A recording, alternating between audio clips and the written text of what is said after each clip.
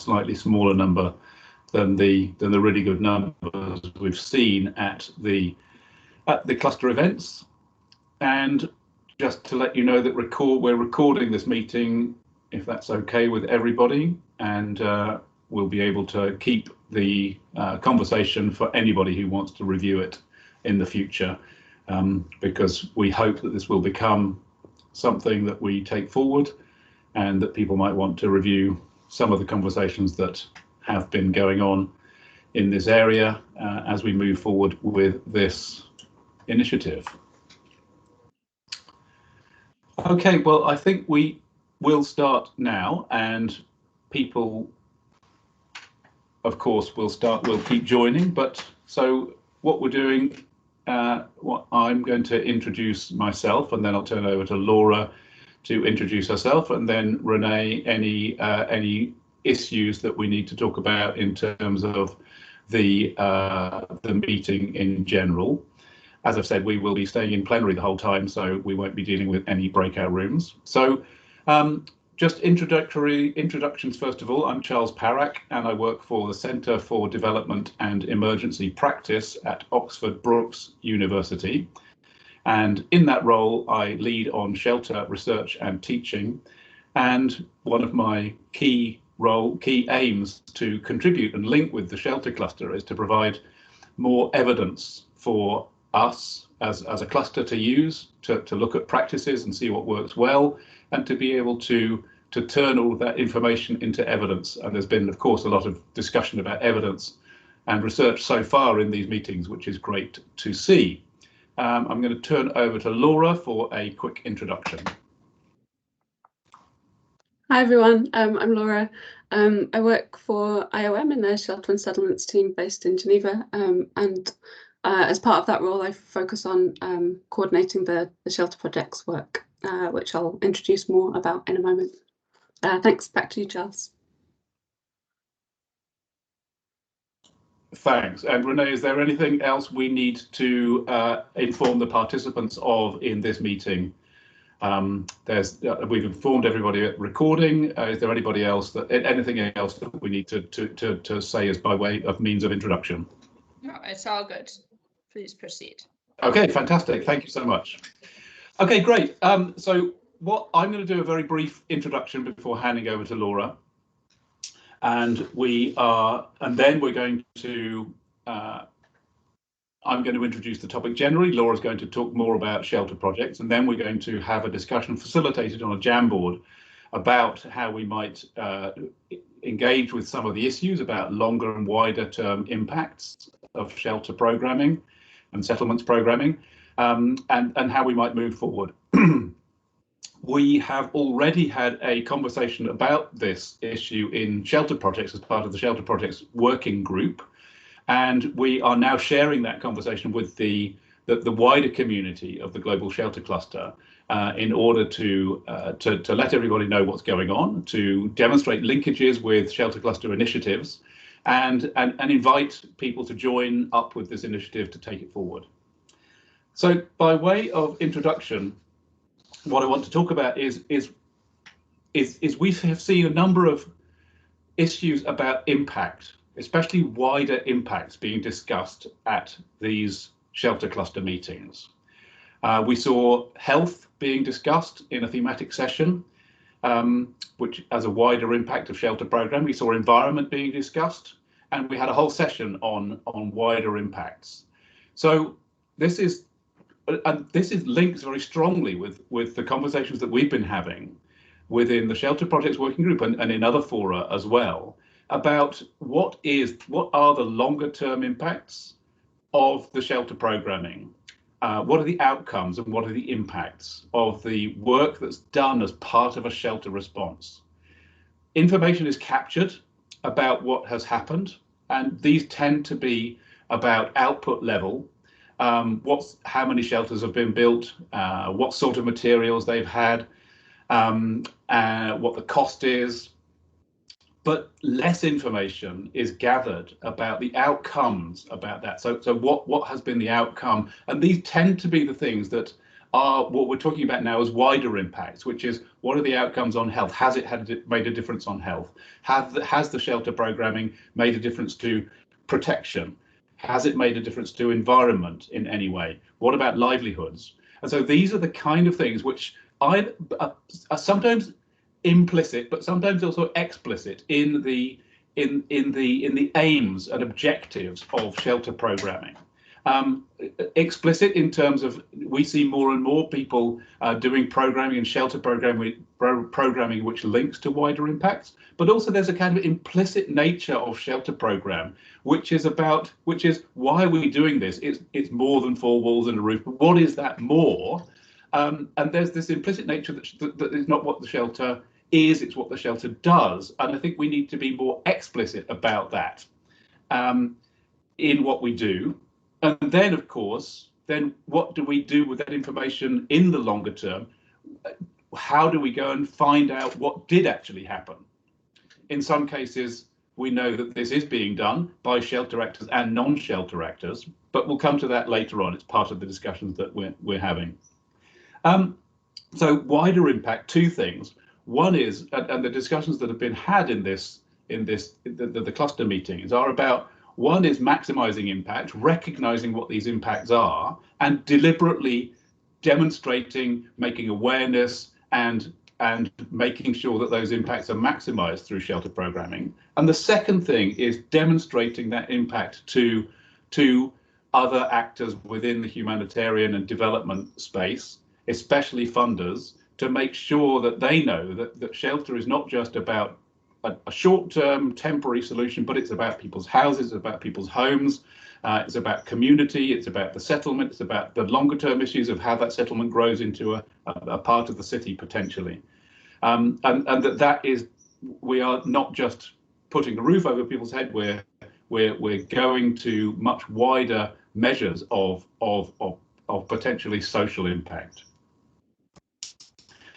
So this, of course, links with a number of shelter cluster initiatives, most notably the new shelter cluster focal points for evidence and advocacy. And so we would anticipate working quite closely with those initiatives as we move forward, but also the Echo Environment Group, because or the initiative at the moment, because that, I mean, environment, of course, is one of the wider impacts. That's all I'm going to say by way of introduction, and now I'm going to turn to Laura to talk more specifically about shelter projects. Laura, over to you. Great, thanks, Charles. So before I get into shelter projects a bit more specifically, we're actually going to start off with a quick Menti poll, just a few really quick questions to get a bit of context about who's in the room and on a couple of other points. I'm just going to drop the direct link to the Menti questions into the chat there. I hope you can all see those, and move on to the next slide.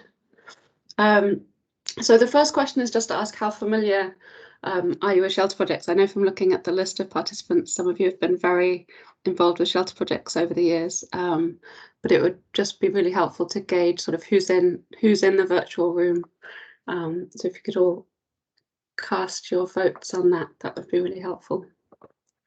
And hopefully it will update. I'll just give it a moment.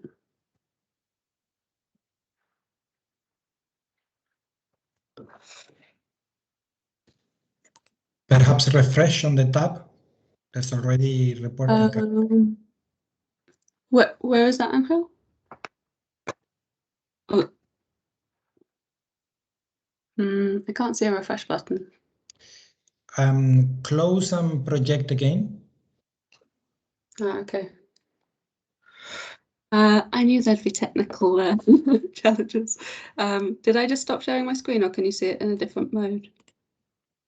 We can still see it. Okay. Right. Yeah, that didn't update though on this version either. Let me try and project again. Yeah, nothing. Any other tips? We did design these questions in a way that if Menti does fail us, we can just skip past them. They're not vital for the session, but it would be interesting to see. Any other tips, Angel? You've managed to make it work so well over these last. Yeah, well, normally if you just go back to the working screen where you set up the Menti, just go to project. I think it's called project or share, and then it will open the screen again and it will be refreshed automatically. That's what has happened to me. Ah, okay. Yeah, when I'm on the internet on Menti, I can see it, but I can't. Oh, present. Is that working now? Present. No, we cannot see it on the Can you screen. share your Menti screen, Laura? Yeah, I can do that. Sorry about this, everyone. Let me just get the right tab open. Okay, let me reshare that page.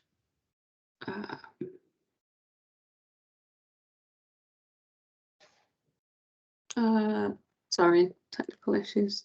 It's not working for me. Okay, here we go. Let's try again. Okay, can you see that now? Yes, perfect. Let's hope it Great. works now. Thank you. Sorry about that, everyone. Yeah, so how familiar are you with shelter projects? Everyone's heard of it. Fantastic. I guess it was in the title of this session, so maybe you would have Googled it if you hadn't heard of it before seeing it on the agenda. One person heard of it, never really used it. A few people have read case studies or opinion pieces in the past, and lots of people who have contributed in the past by writing or reviewing shelter projects case studies or opinion pieces. So that's really great. So quite a lot of people who have some familiarity with it. Let me go to the next slide and see if are you now able to see the next question on your screens. The next question is, does your organisation carry out long-term evaluations of shelter projects? Great, and that's now updating. Let's just give that a few more moments for people's votes to come in.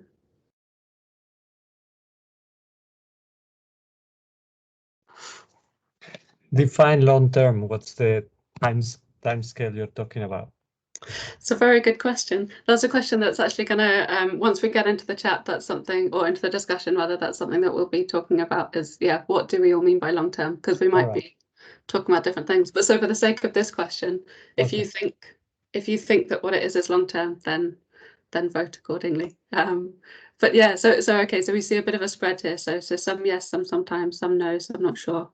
But certainly from the yeses and the sometimes, it does seem like there are long-term evaluations taking place, so that's really great. And then on to the final question. Are these long-term evaluations made publicly available? So obviously, sometimes evaluations are internal, sometimes they're made publicly available, and it might be a mixture of the two, depending on the type of work.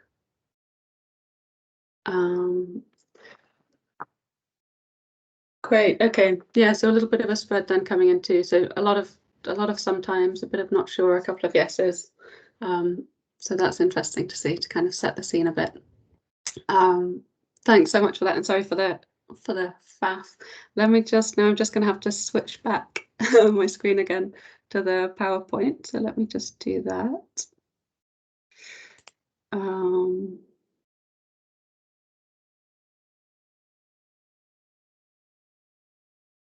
Okay, I'm back to presentation mode. Okay, yeah, that never did update. Okay. Oh, no, that's not moving forward. Sorry, full of technical issues today.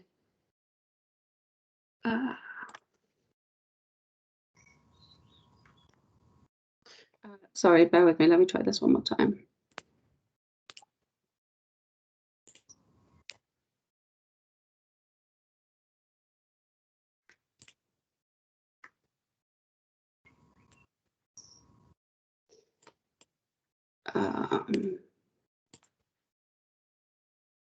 Okay.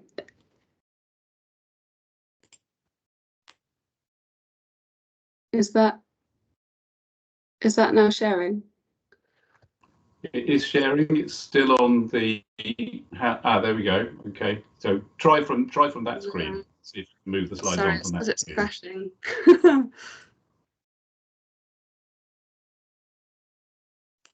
Okay, there we go. Sorry, my computer just froze there, which was not great timing.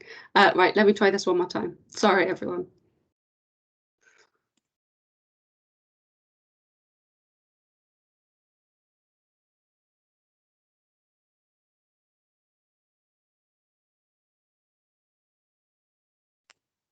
Right, okay, so we're back in the PowerPoint now. Yeah, sorry for that. Yeah, so it seemed from that first question then that there's a bit of a range in terms of how familiar people are with shelter projects. Most people really quite familiar, but for those who aren't, I'm just going to play a very quick 1 minute video to give a little bit of an introduction, and then we'll talk a bit more about it in specific relation to this session. So let me just hit play and let me know if the audio doesn't work.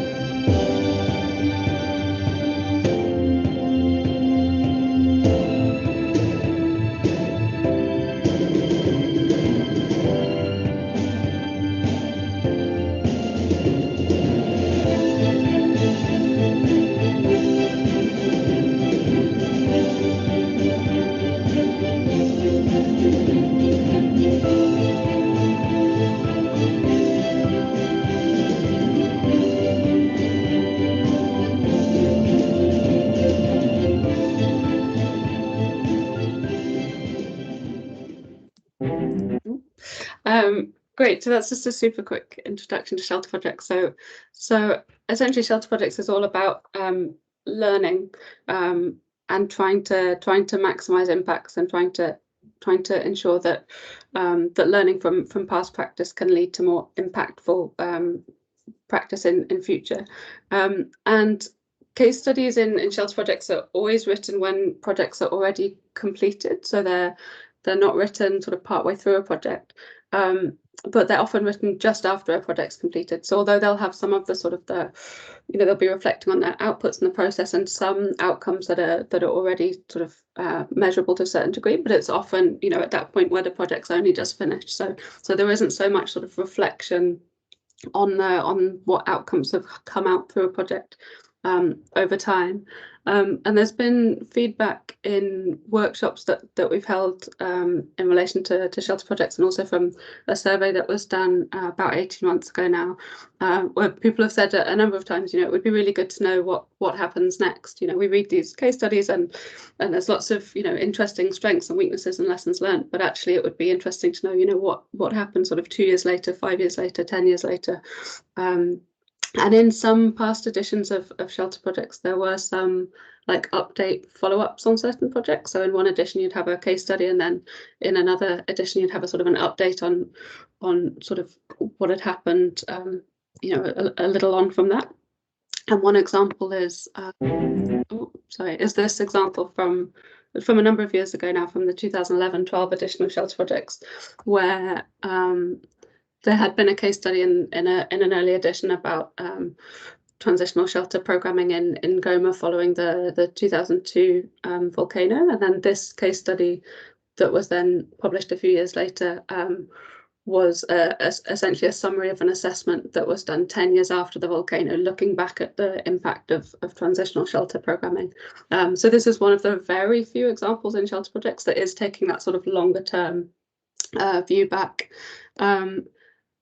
And so every time when we have a sort of or at least in recent years, but I can speak to more easily, like when there is the sort of the call for new case studies, for new editions, there's often a sort of a conversation around, wouldn't it be great to encourage more long-term sort of looking back at at projects or more longitudinal case studies, but often these don't come forward, and so it's unclear if that's because there's a gap in that these just aren't happening enough, and so there isn't, you know, the sort of the data or the evaluations existing to be able to then write them up in shelter projects case studies, or if perhaps they exist but they're internal documents, or so there's a few questions about, you know, how we could encourage more contributions to shelter projects that do sort of look back over a longer period of time, and so that then led to this question, as Charles was describing, in terms of looking at how shelter projects could support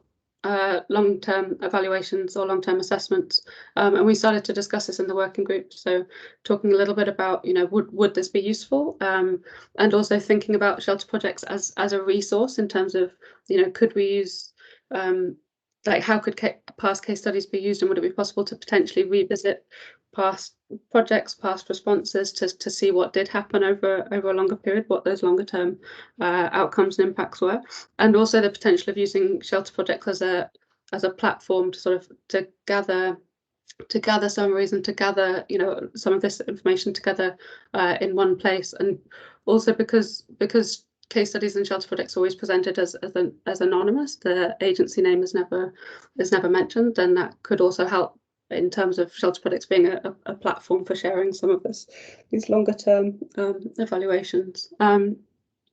So I'll leave it there, but I just wanted to give a little bit of background in terms of where this conversation was coming from.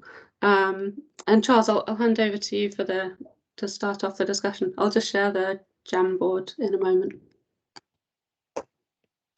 Great, thanks, Laura. So we'd like your help in identifying some of the issues that we should consider in order to take this forward. And so Laura will be sharing the Jamboard in just a moment. There we go, and thank you. And so if you could please navigate to the Jamboard, and where we've got the landing page, which is a title page, and then we've got two pages, and if you scroll up to the top of the Jamboard, there is in the middle at the top, there are two arrows by which you can navigate through the pages of the Jamboard. I can see lots of people joining, which is great. And so what we want you to focus on is page 2 and 3 out of 4. Page 2 is 3 questions. Who needs this information? How would your information use this? How would your organization use this information? And how long is long term? So what timeframes are we talking about? And then page 3 is more about what do we actually do? We want to get to a stage where we can say, here's a proposal now. So which responses should we consider? Who can help to gather the information? What indicators should we be measuring? And is there anything else that we should consider? So what I'd like you to do is just start writing the post-it notes. And for anybody who hasn't used the Jamboard before, it's if you navigate on the left-hand side to the sticky note function and then write a sticky note, and that will just appear on the Jamboard. So what we're going to do is, as I said, we're going to stay in plenary, and so please start considering these questions and write them in. If anyone wants to unmute and ask a question or clarify anything, then please do. We're a small enough group to be able to do that. And so what we'll do is please feel free to write into either page 2 or 3 with some ideas, and I will carry on a conversation just to start to pick up the ideas as they come, and then potentially group the ideas and have some have an ongoing discussion about what they are. So that's great. I can see some people starting to write in at the moment. That's fantastic. Absolutely, I think donors, I mean, that's one of the things that we think is going to be really valuable, to be able to demonstrate to donors what this information is, the sorts of the wider impacts that can follow on from the shelter interventions. And that's one of the things that we understand that the focal point for outreach and dissemination will be helping with in the shelter cluster. And I think that's something where we can see us adding some value to that and adding value to that conversation. So we've got 15 minutes left in terms of this conversation. So what we'll do is we will try as much as we can to spend 10 minutes doing the Jamboard and writing into the Jamboard, and then 5 minutes, a little bit of a wrap up and some next steps. So that's great. So thank you everybody for writing into the Jamboard, and please continue to do that. I'll just be monitoring the Jamboard as we go through to let you know and to prompt you. So so one of the things that's really important is what do we want to measure? So anybody with any knowledge of the sort of indicators that we would use as part of a long-term or impact or outcome evaluation would be really useful.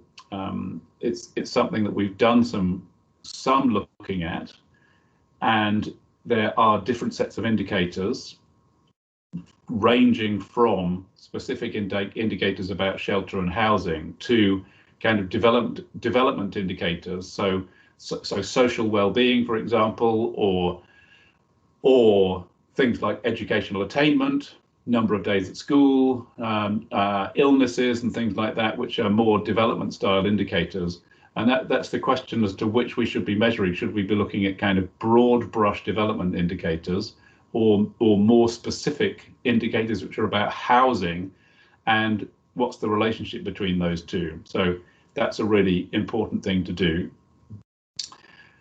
Which responses is another really good question. I mean, are there specific responses that we should be looking at the moment or considering as being particularly influential, which is where we need some more information, and really and some ideas about who can help us gather that information as well. So that's all on page 3. So do please navigate over to page 3 as well.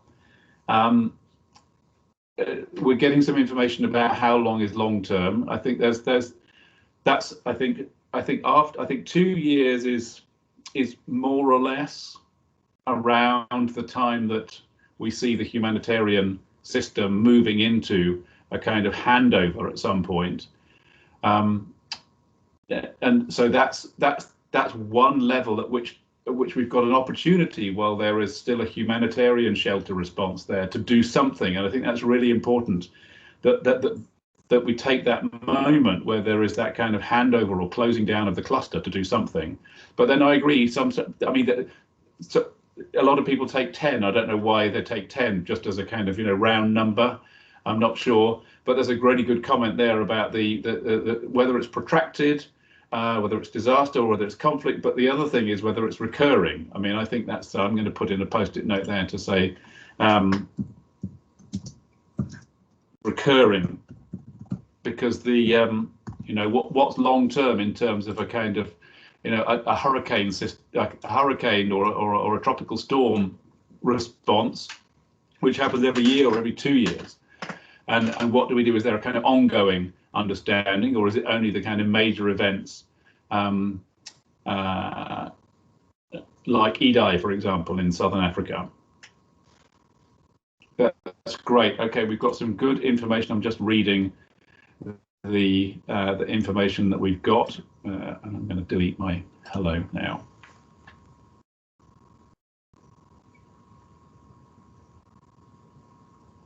Okay, that's great. So I think you're right that the kind of need for the information, the donors and senior management is really interesting. I haven't heard that one before, so thank you for that. That's a kind of a stakeholder group that we hadn't really considered. about making within organizations the representations to senior management to demonstrate that within the organizational structure there is an importance of the shelter and the resources and the shelter interventions. And yes, of course, that pressure group to be able to demonstrate the information and give the information from this to practitioners. And of course, that's something that we do need to consider. We need to consider that in terms of how information is transmitted to practitioners, and Shelter Projects, of course, does that at the moment, and has been very successful in terms of some thematic Shelter Projects publications, which have been good at raising awareness, especially the Shelter Projects Essentials version. At the moment, I could see something like this about a Shelter Projects Essentials version, a kind of, what's the Shelter Projects Essentials over a longer term or a wider impact term. I can see that Fiona's hand is up. Fiona, do you want to go ahead? Oh, sorry, I was missing that. I was on the Jamboard, yes. Sorry, I also wasn't very good at noticing hands up. I was actually more just wondering, because this came up in the shelter and protection session, about really what makes a shelter outcome. Because if we look at the indicators, say, in the Sphere standards, or if we look at the Global Shelter Cluster kind of standard indicators, it's actually really difficult to define those impact outcomes within the outcomes that are kind of defined already. And as soon as we start, I guess I was thinking about it in terms of what makes a shelter outcome versus what makes a protection outcome, because in the Sphere standards, there aren't actually any protection outcomes that are defined. So how do we determine whether something is a shelter outcome or is a protection outcome? And what about when we do an action that has an impact on another sector? Like, where is that tracked? Particularly when we're thinking about the HRP. So we have our shelter outcomes in the HRP, but then as soon as we start to kind of range out into a health outcome or a protection outcome or I don't know, a livelihoods outcome, then it's not us who's actually kind of tracking that anymore. So it was more a comment on general indicators and how do we need to have a list of kind of what we mean by a shelter outcome, and when a shelter activity results in a protection outcome, is that actually still a shelter outcome then because it's been implemented by shelter, or is it really a protection outcome? Or is it protection outcome in the sense that all humanitarian response has protection outcomes? And then how do we, I don't know, a much larger question about how do we work better across the sectors to link the different inputs with the different kind of outcomes, or the different outputs with the different outcomes. So a much actually broader question than specifically how does Shelter Project contribute to that, but it was more just amusing. We've talked an awful lot and thought a lot about outcomes, but we've not actually thought about so much, I think, or defined the link between the different outcomes and how they cross sectors. I think that's really a great point, Fiona. Thank you very much. Could you summarise that so that we capture that on a post? I mean, that's not able to be summarised on a post-it note, of course, but just a kind of post-it note to kind of make a flag to that in the indicators section on page 3. That would be great. Yeah, I'll put a note in. It's a huge question about does the intervention cause the impact, and of course how can we be sure that it's the shelter intervention that has made the health outcome or the protection outcome. I mean, it's a massive question, and there's a whole kind of, there are whole hundreds or thousands of researchers who do this, especially in health, to say, well, what's the efficacy of a particular treatment, and is it that efficacy and not something else that's caused that? So it's a huge question, and that causal link, is it that causal link of the shelter? and that, you know, that demands a very significant input into research into that.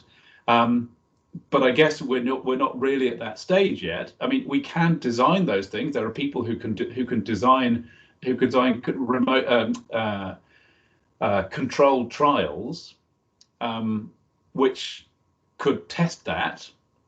But then in that one area we would be able to say that. But then is it different in different areas? So it's a very big question. But what your question was about is it a shelter outcome or a protection outcome, and what indicators do we want to measure? So I would want to talk with protection colleagues or health colleagues or environment colleagues to understand how they measure things and how they gather information about impact, and to understand what they're looking for and whether we can share in some way information or track information better, in order that we could gather some information from the shelter response, which could then be either shared with or communicated to colleagues in other sectors, which they could potentially use. So we give them data, and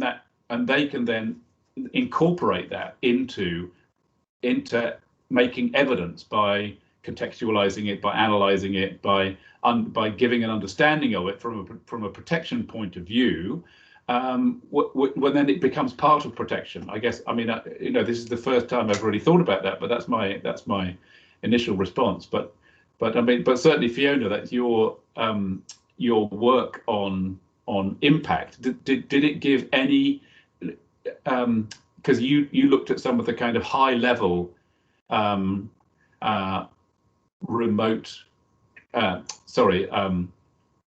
randomized controlled trials and things like that, which is this kind of high level of evidence, in your work that you did on impacts. So did you gather any kind of potential ways forward from that review of that literature at all?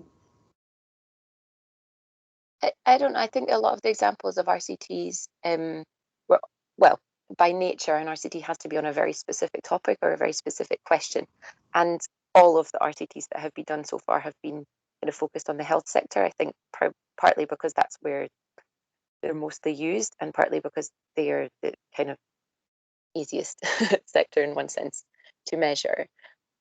But I don't know. I think I was more thinking around the fact that shelter clusters are gathering so much information actually already. Like when we create an HRP, we have the shelter activities that are being implemented, and we have the outputs that we're trying to meet. Well, yeah, the targets that we're trying to meet in terms of outputs, and then we're measuring, hopefully, the outcomes as well. And I think where I've personally seen challenges in that is that we have outcomes in direct relation to shelter, but we don't necessarily have outcomes about how our shelter activities have impacted other sectors, because other sectors have their own framework that they're trying to complete and are too busy doing that to think about the impact from activities that have been carried out not by them, basically. But from the research I carried out, I think I was also thinking about it in terms of those, what I call the direct impacts of shelter assistance, were things like dignity and privacy and safety and security and thermal comfort and space for the family. Now, are those, I think what I was meaning was, are those shelter outcomes? Those are well-being outcomes. Those are ultimately protection outcomes because they make people safer.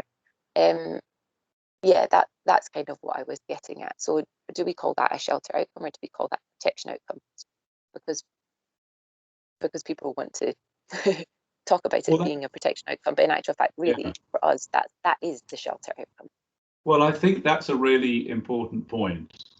And those, I mean, they're not, I don't see them, that list that you just said, dignity, privacy, safety, I don't see that being measured as an outcome necessarily in terms of in project evaluations at the kind of 2-year mark. And I think that would be a really good first step to say, you know, at outcome level, those kind of real core attributes of shelter. How do we measure those, or so I think that and then what that is, of course, directly related to shelter.